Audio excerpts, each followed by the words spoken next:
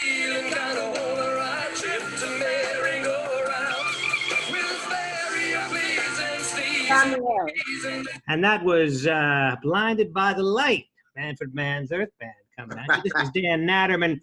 We are live from the table, coming at you on Sirius XM 99 Raw Dog. And Raw Dog. Yes, indeed. And Raw. on the Ridecast Podcast Network. I guess we're not on Raw Dog for this episode, but I said it anyway. Hello, everybody. Dov Davidoff is joining us, and Periel Aschenbrand as well, each from their own homes as per pandemic regulations. How are you? I suppose it's worth noting we're also not at the table in that case. That's maybe worth noting. Periel has a necklace that says Periel. She is not wearing her Periel earrings today, but lest anybody have trouble identifying her, she has a necklace that says Periel. She's like Laverne, the modern-day Laverne DeFazio. If you recall Laverne from Laverne and Shirley, always had a big L on her shirt. And Periel's never without a name, her name somewhere on her person. Hello, Periel. It's true. Dov has a glass. Dov, your glasses are broken. I have a reading glass. For the first time in my life, I needed reading glasses. I reached the age of 46 without needing them, and anyway, now I don't know where to. You see, I look like I don't know. I mean, I look like one of those people with busted glasses in prison, that just can't get out into the world to source a new pair. I mean, it looks unreasonable. The whole operation makes me feel like, I tell you, like a lopsided human being. Nothing is sadder than watching Dov grow old. I was old to begin with. Yeah. I was an old man that complained and kvetched and never got laid anyway. But Dov was a force of nature. Yeah. What? How long have you two known each other? Since the 90s, since it was before 9/11, for sure. Because I remember on 9/11, Dov got a piece of dust in his eye. Yeah, it was from the personal. World Trade Center, and he said, "Now it's personal." Now it's personal, baby. It's been a long time. So It's been a long time. more than 20 years. Yeah. But it's I mean, it goes so fast. It's such a blur. That 20 years used to be significant to me. I used to think 20 years was a long time. Now to me, 20 years is not so much. It just comes and goes. It's just every time I see a movie that came out 20 years ago. I mean, it seems like yesterday. Boogie Nights was like 25 years ago. Yeah.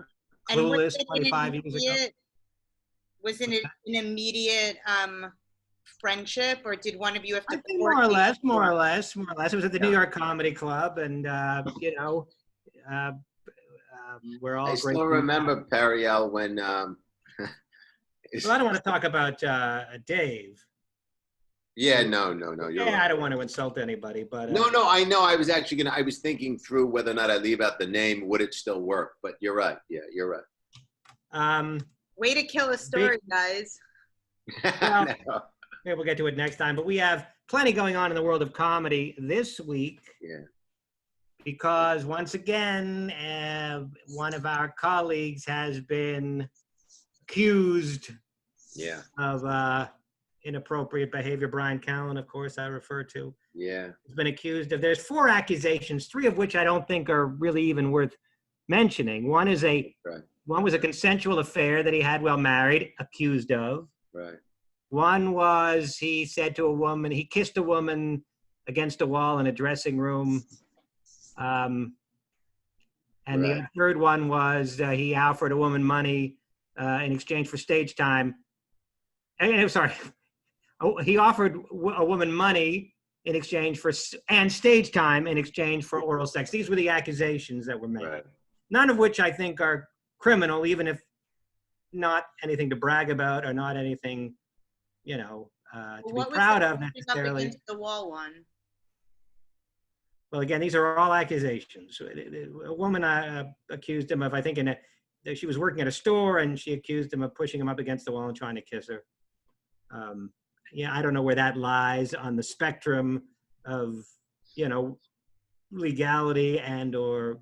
I mean, what do you think of that, Perry? I mean, if you thought you were getting any kind of signal from a woman, assuming that's what happened, do you see that as a major transgression or not? Being pushed up against a wall against my Well, will, I mean, would pushed. consider that a transgression. Pardon? Being pushed up against a wall against my will, I would consider. Well, no, it but a that's the point. Is it against the will, or was it a potential misunderstanding or Well, I don't know. misinterpretation of signals? Anyway, the most serious of the charges was a charge of rape.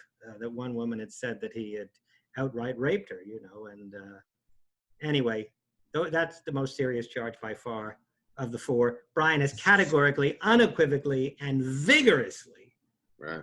to give him his due and to hear both sides, denied all four accusations. So, Dov, you're a good friend of Brian's. I know you wanted to say some things about this. Well, I'm trying to source through without addressing, I mean, I don't know. I feel like that the time we're in, I think this at any time would have been really touchy, and trying to thread the needle of communicating about the person that I know without disparaging any of these women and their experience. So to get into, I don't know. It's a guy whose heart, so to speak. You know how you've met people and there is something just kind of eternally decent or not. There are people with whom you've experienced, if not outright maliciousness, then perhaps it wouldn't surprise you had you found out that they behaved in ways that were malicious. My experience of Brian is there is kind of an eternal goodness and a generosity, and it is wildly inconsistent with the accusations. But you're talking about somebody that I know for as long as I've known Dan, I think, and roughly. And I know his family, and I just know the guy's heart. Brian and I were on the road years ago in somewhere in Cali, and Gerard Carmichael was opening for us. If you guys out in the comedy world, Gerard I think he had a show. Dan, he had a show, right? Yeah, I think so. I think he might still have one. Nowadays there's so many channels. Yeah, I don't follow. Yeah, but he had like an NBC. He had an HBO special. I think maybe even Chris Rock produced it or somebody. I don't know, but he didn't have money. He didn't have any money, and he had just moved out from North Carolina or somewhere. And Brian and I found out he didn't have a car, and after our weekend was over, we liked Gerard so much that Brian said, we should buy him a car. And, we put together, I don't know, $1,500 a piece, something like that, maybe $2,000 a piece. And Brian had his guy or somebody, we bought him a car. And that doesn't mean that somebody didn't feel as though there were transgressions that took place. But it does mean to me that I know that person I know that person, and nobody that reads an article. But how can we, how do you communicate that in the context of these charges? And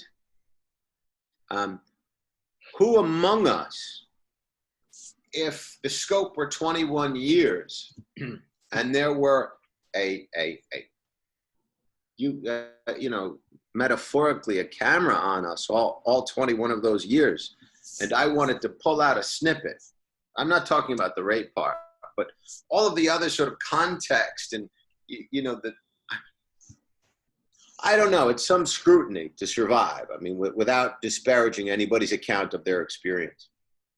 Well, sorry, I don't want to interrupt. No, go ahead. No, I don't know what I'm saying. Please just jump in. Well, what you're saying is that it's the Brian you know is not the Brian that was ascribed in these accusations, and but also I found there's something about Brian that's above and beyond, you know, the average person I make contact with, which is that there is an extreme generosity and sort of almost, you know, a goodwill that sets itself apart from other people's goodwill in my experience. And yeah. Okay, so I'm going to say this. First of all, I'm going to start by saying I don't know Brian. I've never met him. I'm speaking, let's say, objectively. Yeah. So I think it's probably really difficult to, I mean, these things are not mutually exclusive. You can be an extraordinarily generous person and a wonderful father, or, you know, I don't know what, and also have committed rape. I mean, John Wayne Gacy had 17 bodies under the floor space in his building, and he, you know, used to play a clown in church, and everybody thought he was wonderful. You know, I don't know. It's, I imagine that being close friends with somebody and hearing these kinds of things is very, I mean, shocking, difficult to sort of, I don't know, figure out. I would also say that as a woman, I find it really hard to believe, and I don't know any of these charges, that like suddenly like things start piling up if you've never done anything like that. But my question is that the case? I agree. Often, I don't know. Well, I'm just saying, what I meant to say was, I agree with your assessment that where there's smoke, there's often fire. I would just question the degree of smoke. This all began coming out of the social media woodwork when Chris D'Elia's accusers all came down. And then there was all of this scrutiny, you know, placed on Brian because they were linked. And that scrutiny over the course of 21 years turned up 4 people, 3 of whom Dan described as, you know, potentially sort of wacky, a contextual misread. And, you know, one of them was actually in a relationship with him. Dan, I don't even remember the transgressions, the other 3. I do remember somebody's accusing him of rape, which is an entirely different level. But that was the one sort of nail in the coffin, so to speak, among the 4. I didn't experience the other 4 as, you know, I don't know their level of credibility. But I know that if somebody's been with a lot of people over the course of 21 years, it'd be hard to imagine that there isn't somebody out there that felt as though they had been misread, rape notwithstanding. I'm not talking about that. What happened to Dan? But you can't, he didn't want to have anything to do with this conversation.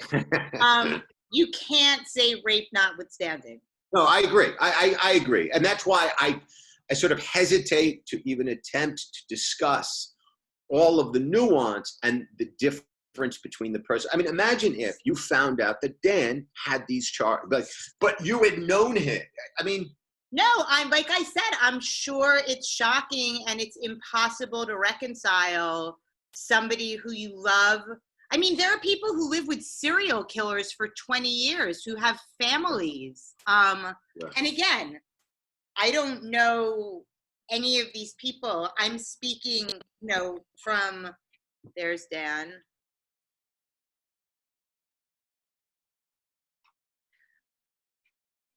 So Dov said, imagine if I had found out that, you know, Dan had done something horrible. And I said, did we lose all that, by the way? Because I mean, I don't know what happened there. Well, I'm filling you in. And I said, well, there are people who live with serial killers and have families with them and children with them. I mean, and so I would be shocked if I found out that Dan had, you know, raped somebody. I would be less shocked if I found out he was a serial killer. Interesting. That's interesting. Why would that be? You don't feel I'm physically strong enough to rape? I don't know. Listen, people do horrible things. Well, I mean, why Periel? I don't know what else to say. I had a very, very close friend in high school, a guy, and I hadn't seen him in a long time. And I was less friendly with his girlfriend, but he was really like one of my best guy friends in high school. And I was a real tomboy too. And years later, his girlfriend told me that he had hit her. I mean, that really, like, you know, physically abused her. I don't know what. I didn't get the details. And I saw him years later, and he said to me, you know, he was furious with me because I believed her, really. I mean, I did believe her. And he goes, you know, I can't believe, and as I understood it, like, actually it was true. He had hit her, and he had been violent with her. And he said, I can't believe you think that I could do something like that. And I was like, well, you know, I mean, people do terrible things all the time. So. Well, that's true, but is there not, I mean, the nature of, you know, due process has been brought up in the context of every, you know, Me Too scenario that I've read about. What is our responsibility in terms of the presumption of somebody telling the truth? I mean, I granted it. I mean, your point is well taken, which is, of course, you can be a nice guy and still kill people. But what if you didn't kill the people? You know? I'm having the conversation. And it's a very, very tricky. You know, the one thing I'm sorry to interrupt. No, go ahead. I just wanted to finish my sentence. First of all, any woman or any person that's a victim has the right to tell their story. So the accusers, they know if they're telling the truth, and if they are telling the truth, they have every right to make these accusations. Now, as far as what is our responsibility, you know, I mean, I think it's very tricky. Listen, Aziz, Dan, remember when Aziz Ansari, I remember there's something in the paper about some woman feeling aggressed and or, you know, put off in a really significant way when he asked for a blow. Do you remember the story, Dan? I forget. Of course, he was at worst, there was miscommunication, and he wasn't particularly right. But my point is the context with which she can. What's that? I thought she gave him a blowjob and then like she regretted it afterwards or something. Right. There was nothing forced. There was nothing. I mean, I could tell you how many stories. Well, but my point is, like, you know, the one instance where the girl said, Brian, you know, asked for a blowjob in exchange for steak. Like, I don't know what context in which that was communicated or how drunk the girl was. And I'm not calling her a liar. I'm just saying it is so impossible over the course of 20 years for us to look back and go, yeah, that definitely happened just like she said it did. I mean, it would be absurd to isolate that context. Unless there were a number of other, when you hear Weinstein and there's that much smoke and that much fire and so many credible sources coming forward, you know, it's tough. You know, you said you don't know how drunk she was. You don't know how drunk he might have been either. Well, you don't know if no, that's exactly right. We don't know. And we don't know if he was kidding, and we don't know if she had said, well, is there any way that I could help to maybe do something for you? And you know, okay, but you know what? No, because we live in a world in which, and you guys know this, you know, as women, you are in oftentimes, and not always, in situations that, you know, don't feel necessarily safe. In ways in which I think guys oftentimes don't really understand. So, you know, I don't know. Right, we need to know for that particular accusation. I agree with Dov. We need to really know the precise context in order to. Sure, I of think Brian course might have you been. do. Brian has that kind of. There isn't a comedian that I have ever sort of experienced their, sort of at a table loosely with their sense of humor that over the course of 20 years, you could not pull an out of context statement from and make them look like a fucking animal. There isn't a single one that you could not accomplish that with. So that's why I'm just saying we have to consider the number of sources and how much smoke relative to the amount of fire. If there are 3 people, I'm not talking about somebody that's saying that rape took place. There are 3 people that said something was out of sorts over the course of 20 years, and there wasn't an actual physical assault, and there was an offer of a blowjob, and not one other woman in the country has come forward. I'm just saying, I'm not saying she's necessarily lying, but the likelihood that something may have been taken out of context over the course of 2 decades and then plugged into social media is incredibly likely. And also, Brian has that kind of sense of humor that Of depending on course. his relationship with this woman, if they were really good friends, he might have said, hey, why don't you help me out? In a joking way, it's certainly all Right, so possible. put that aside then. So then you want to just talk about the rape? Well, I think, as I said at the beginning, I think that's the one that's really relevant here. I don't think the others, are of great importance, comparatively anyway. And I think that's the one that's the most important one. And But if that is the case, and we're down, listen, one accusation of rape is one too many. But is that, to what degree do we indict? How quickly do we do so? And then how ruinous are the consequences? I mean, look, there's a ton of gray area here, obviously. But when social media becomes judge, jury, and executioner, isn't the whole nature of what the legal system has evolved, the nature of justice as it's defined by legal minds over the course of several hundred years, however that system evolved, are the two not at inherent odds with one another? Yeah. I mean, at the same time, we're all entitled to make our own judgments about how we want to interact with people. We all hear rumors about people. We all, over the course of our lives, and we all can choose to continue being friends with the person or reject the person. Right, but is it okay that people sort of, for somebody's, what they've built over the course of 25 years, at what point do we rip that out from under them and prevent them from providing for their family? How far does it go, and what line becomes the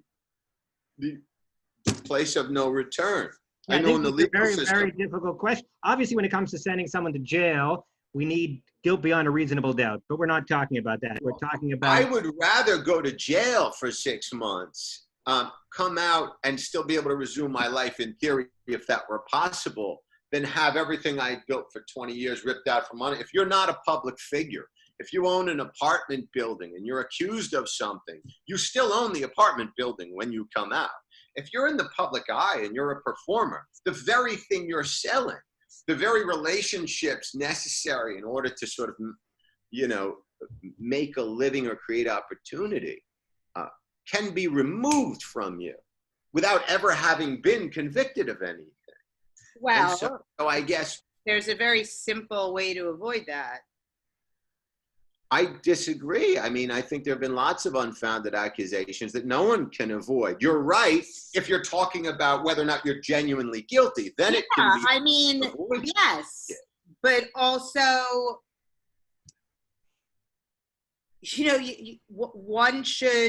one who is in the public eye should proceed with caution in general. Yeah. I hope it goes without saying that we shouldn't be raping people, right?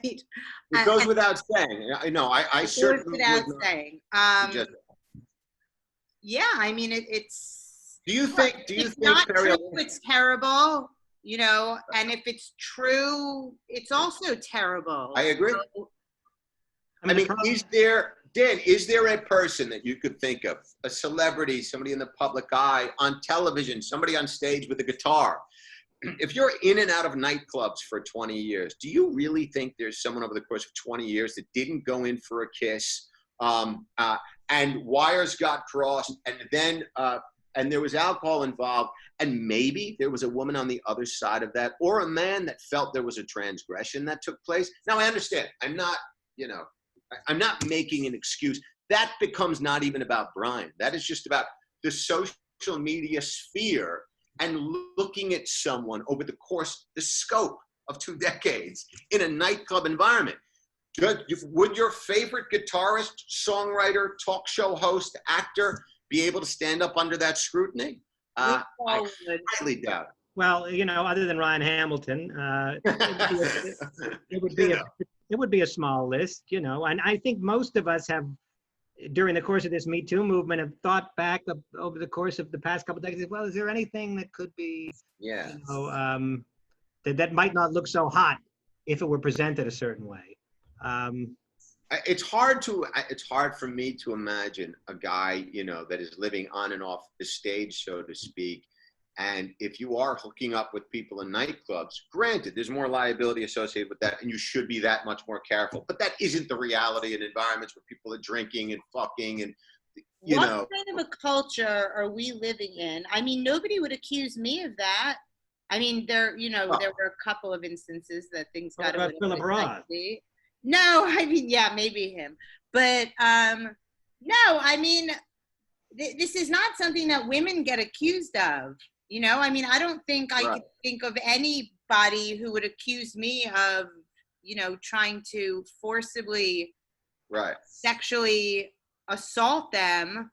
And I've been around the block a few times. We're not talking about sexual assault, which is another category. We're talking about, as Dov said, moving in for a kiss that might have been unwanted. Well, not just the physical confrontation, but really, the offer, I think the blowjob comment, or the way the girl that was with Aziz felt sort of used, or she felt there was some form of psychological transgression that took place. Okay, but that's something else, right? It's something other than rape. I was more thinking about a lot of the gray area that takes place in between men and women, and how many people would be able to stand up. If a woman, I guess women tend to be in less promiscuous in general. Obviously, there are many exceptions. And men would probably, because of the lack of the power differential between men and women, obviously favors the man. So I've had my ass grabbed by female audience members. Now, had we been drinking and I turned around and said to a paper, if there weren't the power differential, if there were rather, I've been transgressed, absolutely, 100%. If I were a woman, I could say that I had been touched inappropriately, no doubt about it. Intoxicated women sort of pressing off, doing something awkward. Yeah, 100%. And so I would feel humiliated to complain about that. So why would you feel humiliated? Because it doesn't feel like it hurts.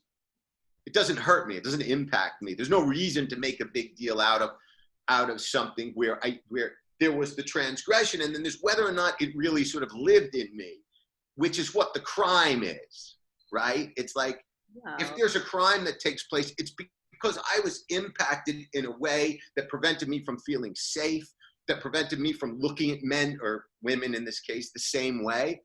I didn't feel that level. But if we want to remove context and talk about transgression, absolutely. I've been on the other side of Dan, have you ever had your ass grabbed? I don't know what that I think so. I think so, in a playful, loving way. Women, are not judged by the same standard because it doesn't hurt us. It's, and that has to be taken into account. It's for the same reason whenever we read about these high school teachers, the female teachers molesting a student or having sex with a student, we're not quite as outraged as a society as we are when it's a man doing it to a woman, because we have a sense that the man is not as traumatized by it or that a boy would not be as traumatized. I don't know if that's the case or not when you're talking about a young boy, but that's the. I mean, it's absolutely not the case when you're talking about a young boy. Well, I'm not sure that it is or it isn't. A high school, teenager and an attractive teacher, and sometimes they are quite attractive, these teachers that are accused of it. I don't know how traumatized the kid is. Maybe he is. I'm not going to rule it out. But their brains aren't even developed enough. I mean, for a 15-year-old boy to, be having sex with a 30-year-old teacher, I mean, whether or not he thinks it's fucking him up in the moment is sort of irrelevant. No? I think it's relevant. I mean, yeah, no, you're right if there were any sort of indication that lasting damage is actually done. But I haven't heard many of these men that fuck the teacher 15 come out and say, now I can't move on. Dov was 12 years old. Yeah, guy almost was raped. Yes, raped. No, well, you were underage. That's rape. Yeah, technically. And he had sex with an adult prostitute. How old was she? She was in her 30s. And you were 12? I was going on 13. I remember, I think I was headed into 8th grade or high school, but we were in Mexico. And so I got in a taxi, and he brought me to it's probably not illegal in Mexico, Dan, so technically it wasn't. That's how I lost my virginity. And so, that is insane. Well, it's not what I would want from my kid, but my experience of it, I don't feel like a victim, nor do I feel as though it manifests itself in some really pathological way later in my life. No, I mean, you may not want that. You may not can't prove that it didn't. Yeah, you're right. I can't prove that it didn't. I mean, but I'm not aware of it.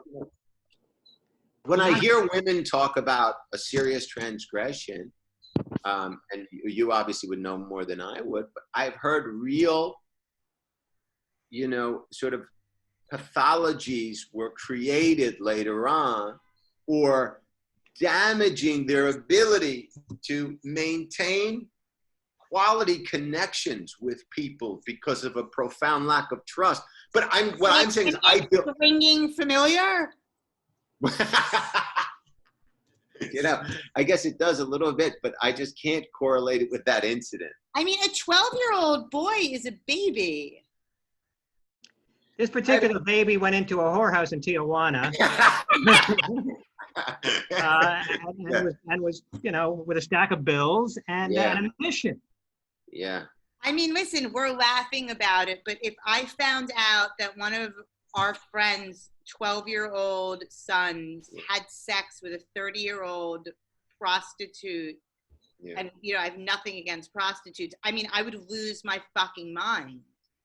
Yeah, no, that's fair. I mean, I wouldn't advise it. I was just questioning how damaging it would be for somebody of the opposite sex. And so it's very hard for me to put to position myself in such a way that I would see a man with a young girl in the same way that I would see an older woman with a young man. I just can't get there. A 30-year-old man having sex with a 12-year-old girl. Well, you'd want to hang him. You bypass prison and you put a bullet in his head. And so why not the same thing the other way around? Well, I don't have a good reason. Because it's fun, you understand. I mean, I was ready to roll, at 13, and I wielded a piece. I wielded a decent piece at 13. At 13, you were already developed physically, I gather, and I had enough development to lay down a sawbuck at the old bar and ask for a tequila. I had enough development there. What I'm getting at, without putting too fine a point on it, is you were able to, blow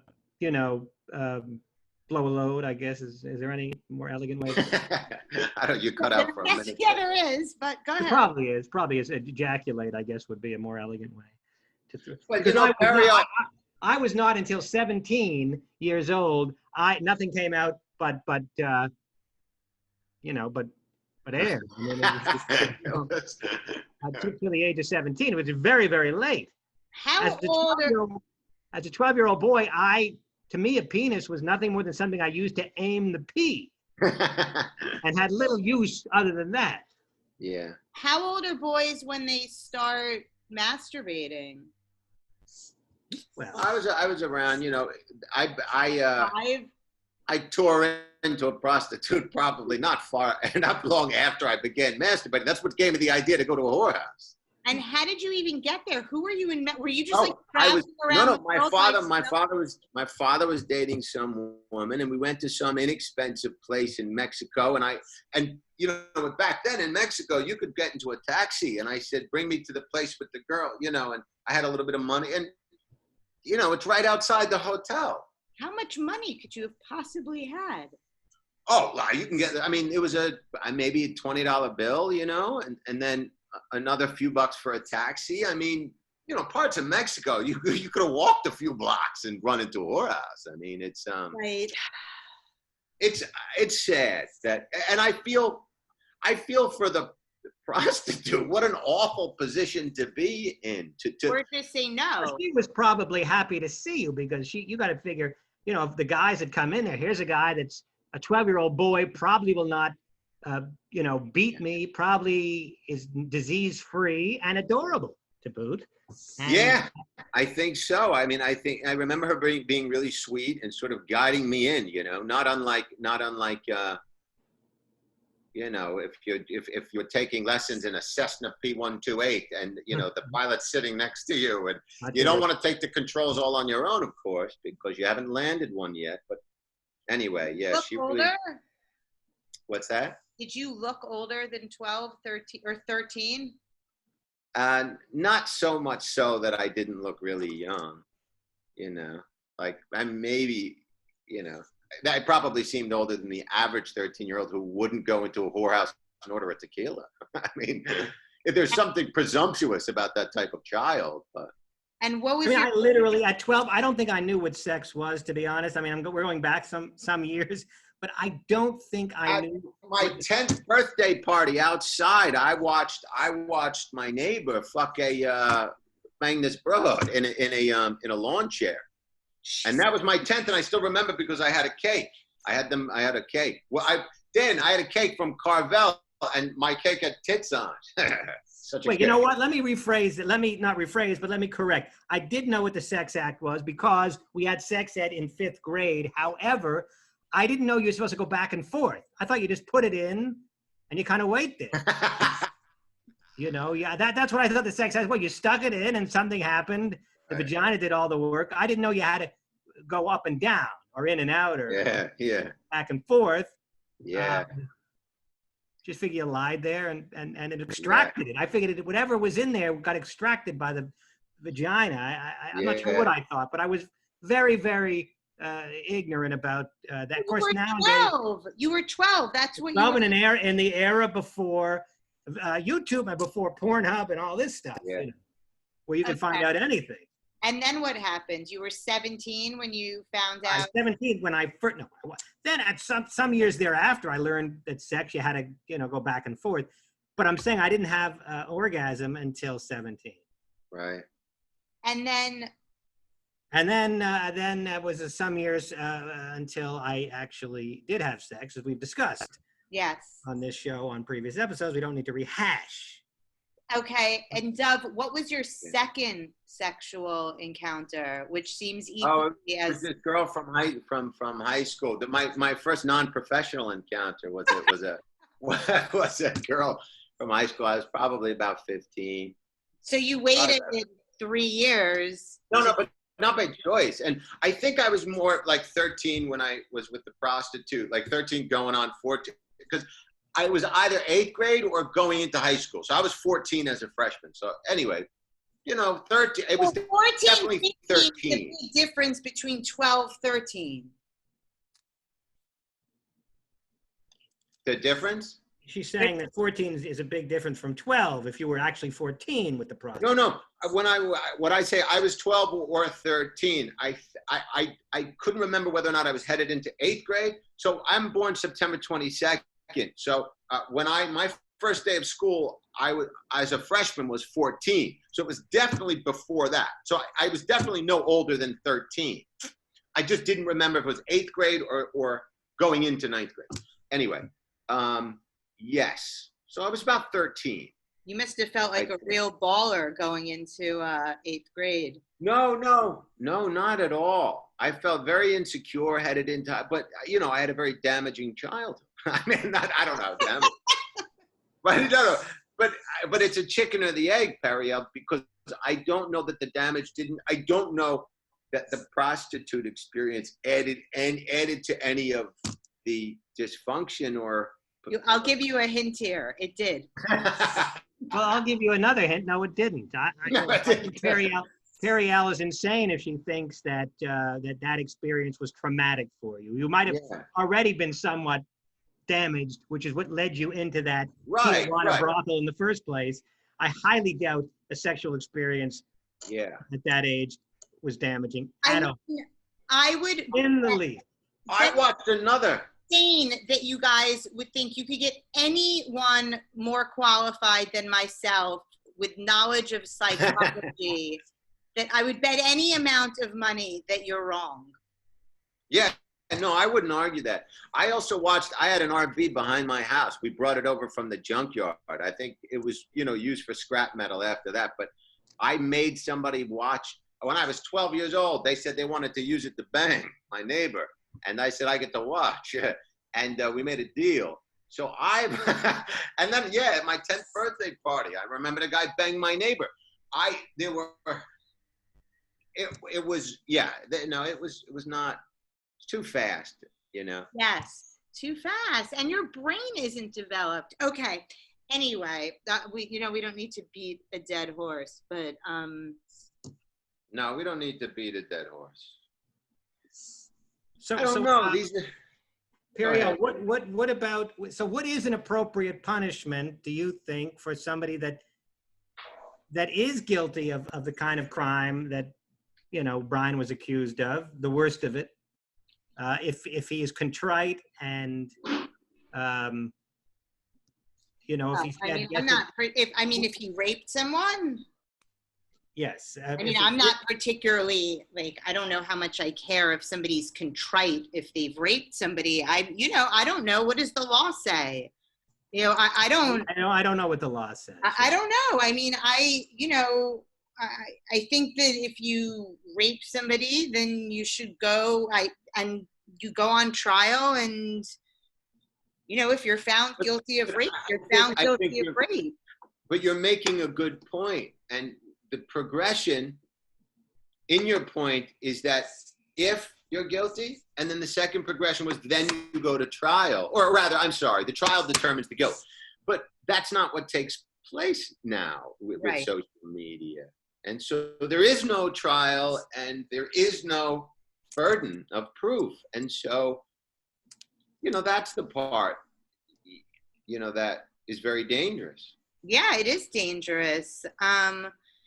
You know, again, I don't know any of the players in any of this. You know, part of the conversation to me is about, you know, trying to figure out what you do when someone you care about or know deeply and respect or admire, you know, does something that sort of rocks you to your core that you could never imagine them doing.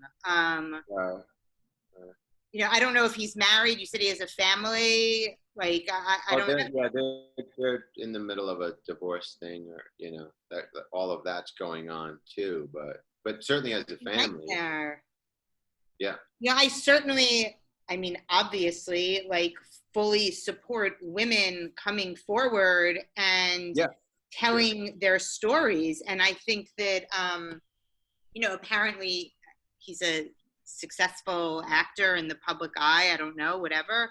It's hard to do that, you know? And so I think it's important that women do that, so that in some way, I do believe that when we... I don't disagree with that. Oh, I know you don't. I don't think that for 1 second. Of course you don't. I know that. I'm saying that I think that part of what's gone on, you know, since the beginning of time is that men get away with this because nobody speaks up, because there are real ramifications. I mean, I think that's one of the things, and Brian said this himself in a little snippet that I watched today, saying that, like, now that we've had the Me Too movement, you know, you can't just do that shit anymore.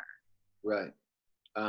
I agree, and that's a positive externality of that, right? I mean, that's a positive, you know, yes, result. But the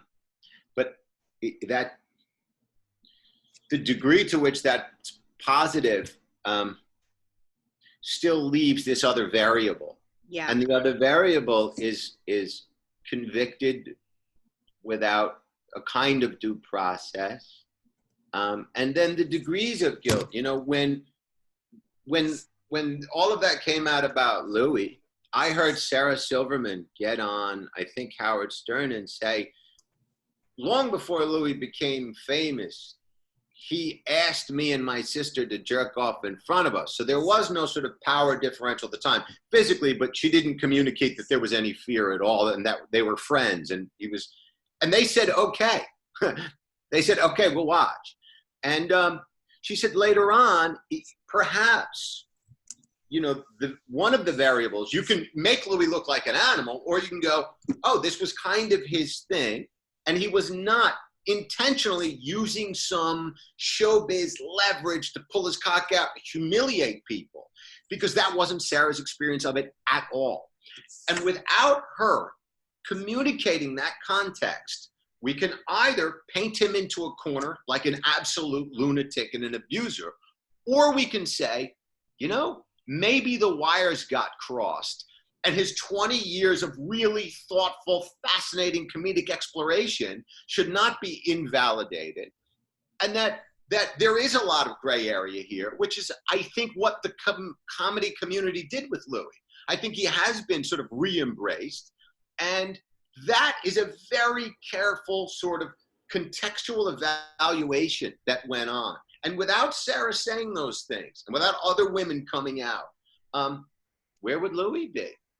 Would he be on the continuum between Weinstein and Aziz on the other end? Where would he be? Would he be closer to Weinstein? How badly do we want to indict a man and remove his ability to make a living? I'm not talking about, you know, yeah. I just feel like there is this real gray zone here. Yes. I also think, okay, so here's the thing. The problem is, or one of the problems is, when you talk about guys raping people or sexually assaulting people, and I'm not even using anybody that you're necessarily talking about right now, but in general, the first thing that people say is, oh, but it was this, but it was that, or he was sorry, or it was a long time ago, or they were drunk, or he didn't mean it. And it's like, you know what?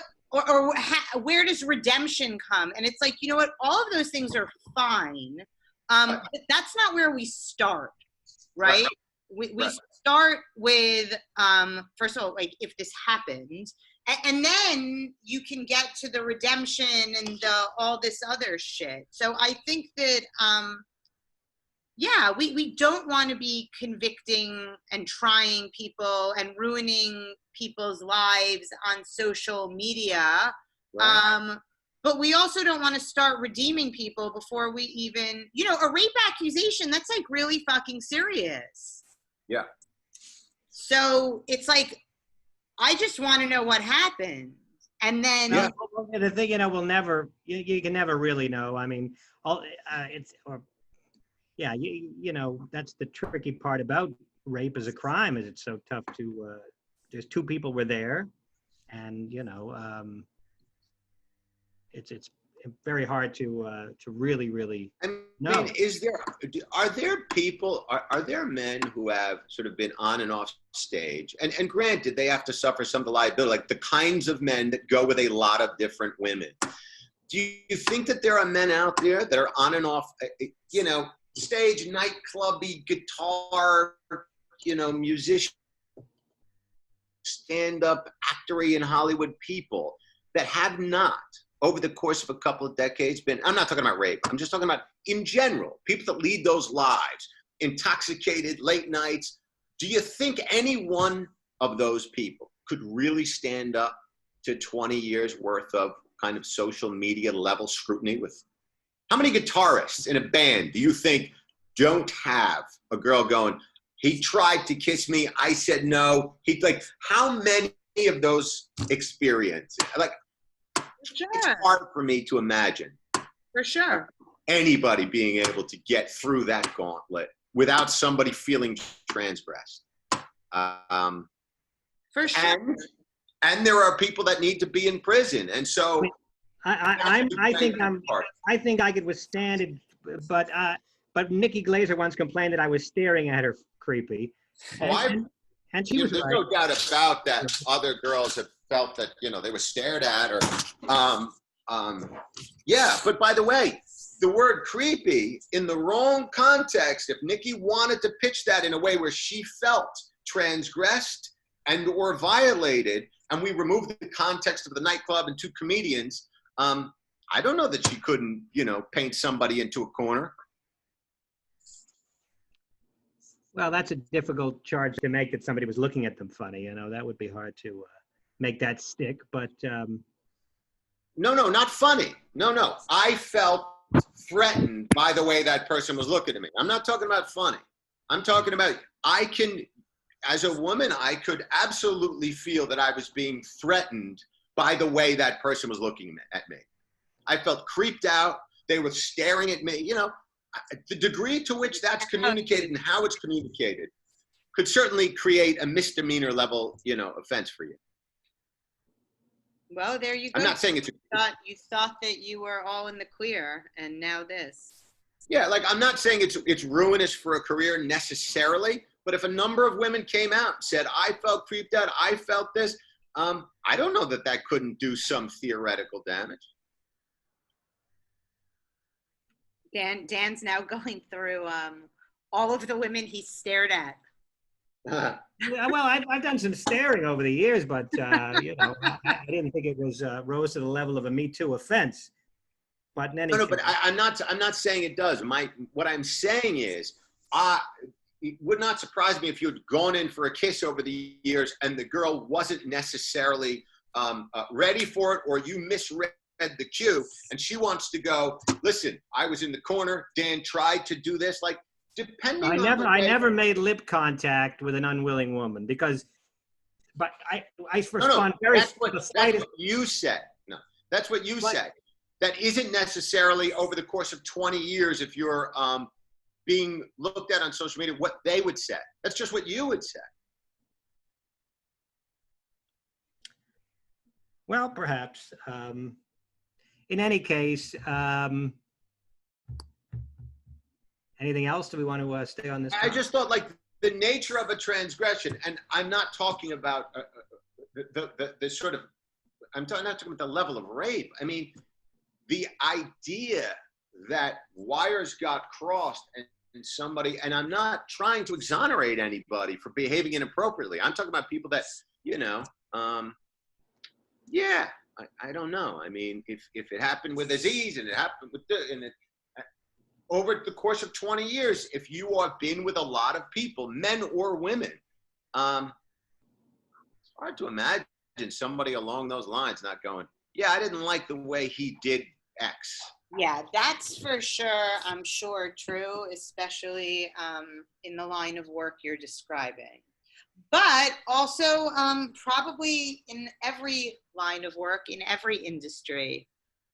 Yeah, no, I agree. I just thought that much more in an environment where people are drinking late into the night, as opposed to a firm on Wall Street. I'm sure it's happening there as well. It's just, I thought it was a better analogy in a nightclub kind of environment. Although you'd be surprised at the stories that I've heard about people pulling their dicks out in the middle of conference halls. Every time there is some, you know, these office Christmas parties are famous for transgression. But, you know, I don't want to minimize any real offense. I want to mitigate hypocrisy. And when men go, I never, Let me put a camera on you for 20 years, motherfucker, and see whether or not there's been a girl somewhere along the way over 21 years that didn't feel like you were picking up cues right. I be very careful. For those of you who, you know, who believe you can walk on water, I doubt it. Speaking of walking on water, have either one of you been doing any shows? Well, not sure what that has to do with walking on water. I was in Central Park. I was in Central Park doing a Stand Up New York has a series, Stand Up New York in the Park, where they're doing shows in Central Park and in Battery Park and a few other parks. And I'll just say that, you know, normally as a comic, I have to worry about hecklers, not frisbees. But in any case, I did a show by an oak tree in Sheep Meadow with no microphone, because apparently you need a permit to have a microphone. I didn't know this, but so we just basically stood there in front of an oak tree on Sheep Meadow, big oak, near the west side of Sheep Meadow, and just did a show for people, like seated on the grass, like campfire style, around, you know, in a semicircle, and it wasn't bad actually. You know, people were happy to be there. Yeah. How do you do it? And I did a show. Pardon? How does that work without a mic, though? Can everybody hear Well, you? if everybody sits really close and you project, then it can be done. It's not. I thought the whole point is not everybody's supposed to sit really close. Well, we kept it 6+ feet apart, maybe 10 feet apart at least. They sat really close, 10 feet apart?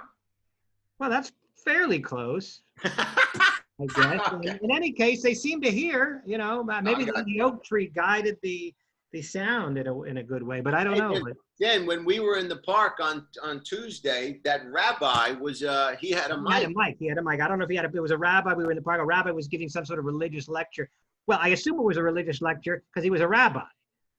I mean, you know, it wasn't just talking about how to pick up girls. Yeah. He happened to be an Orthodox Jew, but he was a guy with a yarmulke and a microphone in Central Park giving some sort of a lecture.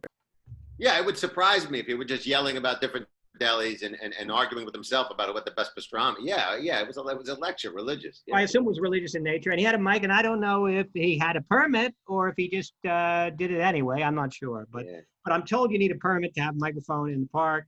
That's such fucking bullshit. Who cares? Why do you need a permit to have a fucking microphone in the park? Who gives a shit?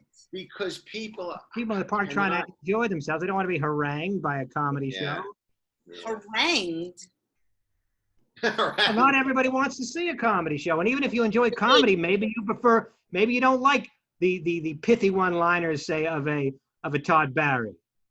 You know, actually, he doesn't really do one-liners, but you know, we should have Todd back on because Noam came on last time, and we never got to really talk to Todd about Todd. Well, but Todd doesn't like to talk about Todd. Well, but perhaps to some degree. I mean, I think we got off into an area that Todd wasn't prepared to go to, which was cultural and political. We can have Todd back on. Hey, everybody. Hey, everybody. That's really good, Dan. Hey, everybody. Basic, it's a 101 imitation. It's a 101 Todd. It's a 101. It's not even a good imitation of somebody that's easy to imitate, which is what I do. That's my specialty. Poor imitations of people that are easy to imitate. You actually do good imitations, and every time I tell you that, you sort of poo-poo it. I do. Again, he's not good at taking compliments at all, though. He's not. Oh, he's the worst. He's the worst. Doesn't know how to take a compliment. Can't do it. And he's never been with a prostitute before the age of 14. You can only imagine how screwed up would Dan be if he had lost his virginity in Mexico at 13 years old. I think I was a lot more screwed up by not losing it until my 20s. Right. I think that's a lot more traumatic to spend 4 years in college with no sex whatsoever, sitting in my dorm room on a Saturday night, outside watching SNL. You shouldn't be watching Saturday Night Live in college because you should be out partying. Yeah, I was watching SNL, and I could hear the girls outside whooping and hollering, "Woo, Theta!" And yeah, it was upsetting. I'm not going to lie. And far more traumatic than sex at 14 would have been with a 30-year-old teacher or prostitute. Well, the grass is you want to talk about traumatic. I went to a fraternity party by myself because I had no one to go with, and I had to keep walking because if I stopped, I had no one to talk to, and I looked ridiculous just standing there. So I had to keep moving, you know. And then I bumped into this one girl that I knew from my dorm, and she said, "Dan, are you here alone?" And I said, "No, I'm with a friend of mine. He's I don't know. I lost him. You know, he's somewhere. I don't know where he is. But you know." All right. Well, it's 8:03. You got to leave them wanting more. And I thought maybe it's not a good story, but I will say that that to me was traumatic. And the thing that's frustrating is that had you gone outside, I'm sure there were probably plenty of girls you could have had sex with between the ages of 18 and 21. A, I'm not so sure, and B, I was so shy. I couldn't talk to anybody, you know, and yeah, it might have been the case. I don't know. He's not doing that now either, Periel. Every now and then something will fall in his lap, but Dan is not going after it in a meaningful way. It's not what he does. I don't go after it in a meaningful way, but I know the option is there, so that makes me less upset. Of course, it wasn't the lack of sex that was upsetting so much. It was the completely being on the outside. Looking in. Of course. You know, that was upsetting to me. But now you're on the inside looking out. I don't know that I'm on the inside. I'm more on the inside than I used to be. Right. But you know, there are lepers more on the inside than you used to be. Yeah, I was as outside as you're going to get. You know, but anyhow, we've done our hour, and you know we always like to keep it tight on the bumper shows. So why don't we bid adieu until next time, everybody? Yes. You can write us at Comedy Cellar, podcast at comedycellar.com for comments, suggestions. And Periel, you can give the Instagram handle. We are at Live from the Table. At Live from the Table. See you next time, everybody. Bye-bye.